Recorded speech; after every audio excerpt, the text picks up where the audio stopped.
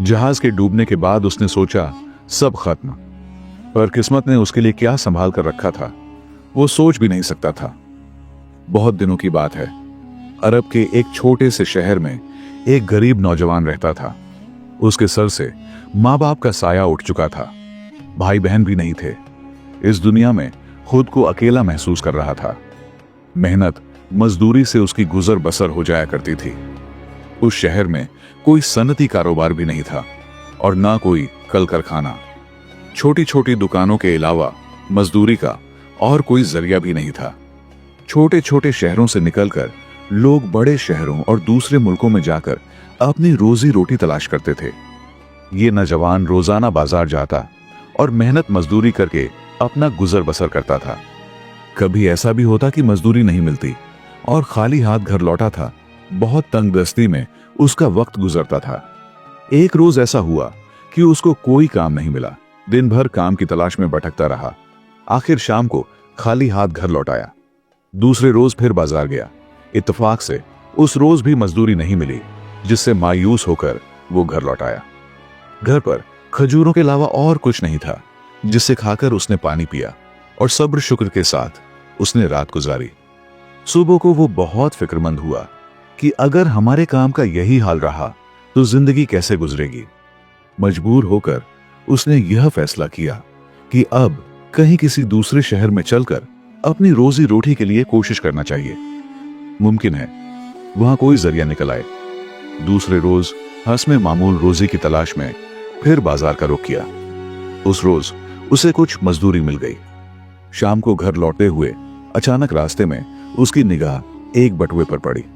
उसने उस बटुए को उठा लिया और देखा उसमें 8 दाने बड़े मोतियों के एक लड़ी में पिरोए हुए हैं। ये देखकर वह बहुत खुश हुआ कि अब हमारे ये मुसीबत के दिन दूर हो जाएंगे। वो उसको घर ले आया और इत्मीनान से उन मोतियों के हार को देखने लगा और दिल ही दिल में खुश हो रहा था कि मालिक ने मेरी दुआ सुन ली है और अपने खजाना गैब से मेरी मदद की।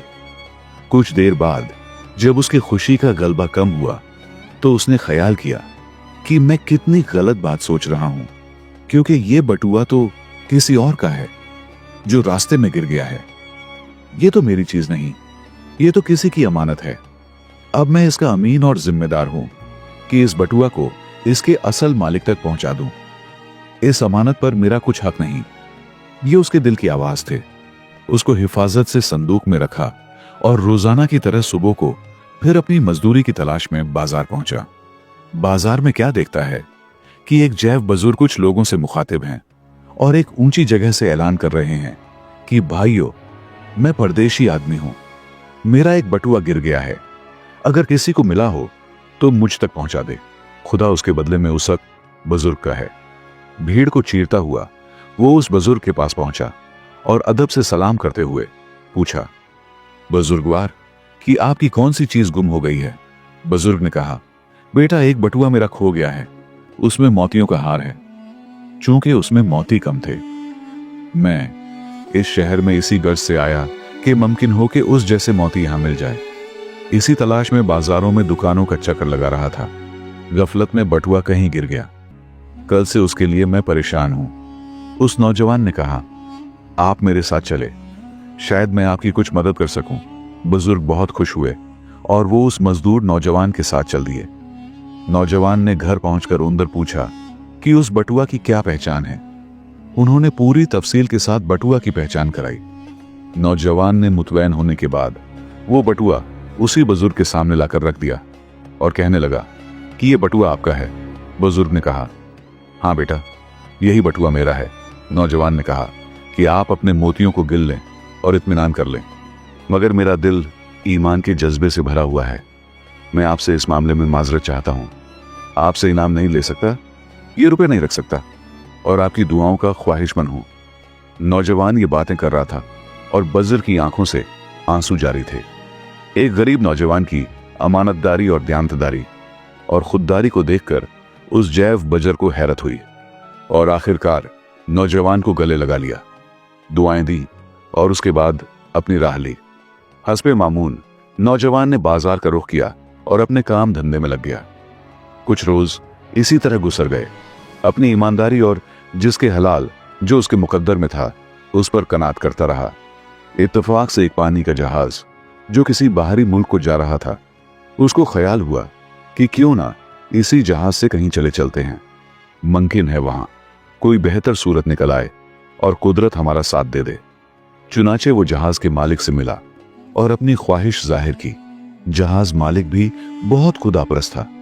उसने उसको उसी जहाज से चलने की इजाजत दे दी। जहाज को रवाना हुए 3 दिन हो गए कि समंदर में तूफानी हवा चलने लगी। तूफान रफ्ता रफ्ता तेज से तेज तर होने लगा। बड़ी बड़ी लहरों के ठपेड़े जहाज से टकराने लगे। जहाज का संभालना मल्लाहों की कुव्वत और इख्तियार से बाहर हो गया। लोगों की चीखों पुकार से कियामत सी बर्पा हो गई। हर तरफ अफरा तफरी फैल चुकी थी। आखिरकार तेज लहरों ने जहाज को पाश पाश कर दिया। सारे मुसाफिर समंदर की नजर हो गए। ये नौजवान जहाज के एक टूटे हुए तख्ता पर तैरता रहा और खुदा को याद करके अपनी बदनसीबी पर रोता रहा। जब तूफान कम हुआ तो उसने देखा कि जहाज का कहीं पता नहीं। तमाम लोग उस जहाज के साथ गर्क हो चुके थे।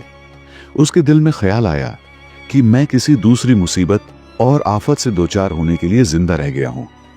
कई रोज तक उसी तख्ता पर वो भूखा प्यासा पड़ा रहा। कमजोरी और नकाहत की वजह से वो नियम गशी के आलम में तख्ता पर पड़ा हुआ था। आंखें बंद थीं, हाथ पैर साकित थे और ये ख्याल आ रहा था कि मैं चंद घंटों का मेहमान हूं। उसी हालत में तख्ता को एक ठोकर लगी, जैसे किसी चीज से टकरा गया हो। यक बयक वो चौंक सा गया और उसकी आंखें खुल गईं।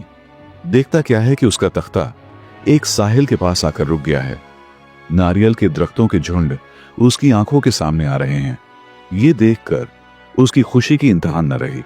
उसके दिल में ख्याल आया कि जिंदगी के कुछ दिन अभी और बाकी है।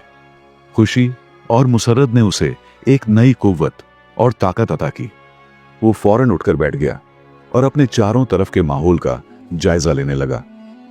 थोड़े से इत्मीनान के बाद वो खड़ा हुआ और खुश्की पर पहुंचने की कोशिश करने लगा। कुछ मुश्किलों के बाद वो खुश्की पर आ गया।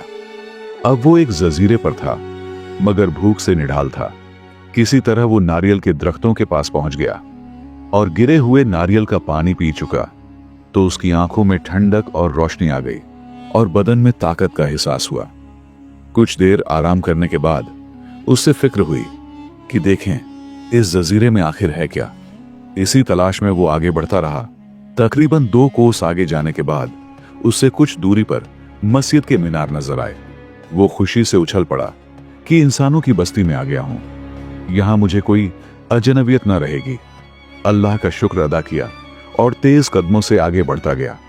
कुछ देर के बाद ये उस बस्ती में पहुंच गया जहां वो मस्जिद के मीनार दिखाई दे रहे थे। वो सीधा मस्जिद में गया।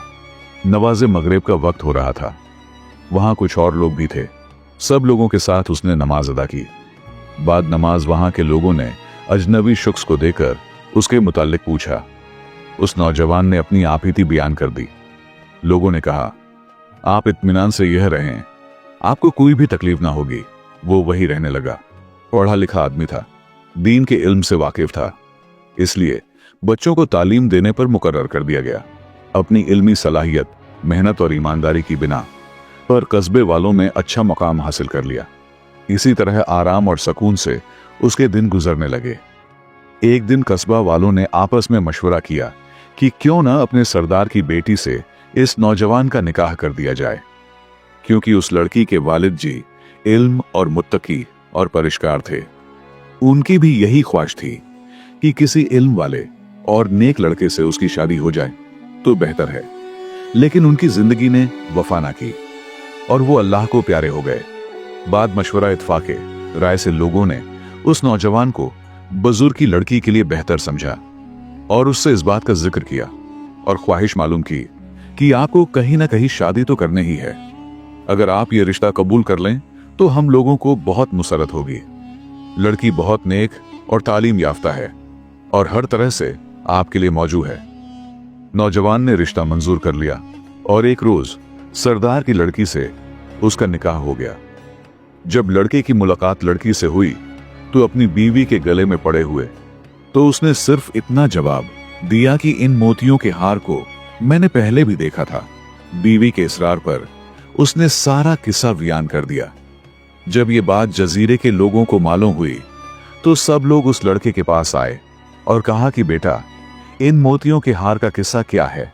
नौजवान ने जवाब दिया कि ये हार मेरे हाथ में आ चुका था। ताज्जुब है, ये हार मेरी बीवी के गले में कैसे आ गया। इसके बाद उसने उस बुजुर्ग के बारे में बताया कि कैसे ये मोतियों का हार गुम हो गया था और कैसे दोबारा उन तक पहुंचा।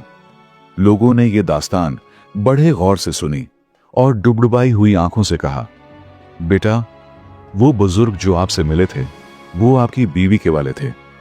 आपके शहर आने से पहले उन्होंने इस वाक्य का जिक्र किया था और आपकी ईमानदारी और ध्यानदारी से इतना खुश थे कि कहते थे, काश वो लड़का मुझे मिल जाता तो मैं अपनी लड़की की शादी उससे कर देता, क्योंकि ऐसा लड़का चिराग लेकर ढूंढने से भी नहीं मिलेगा।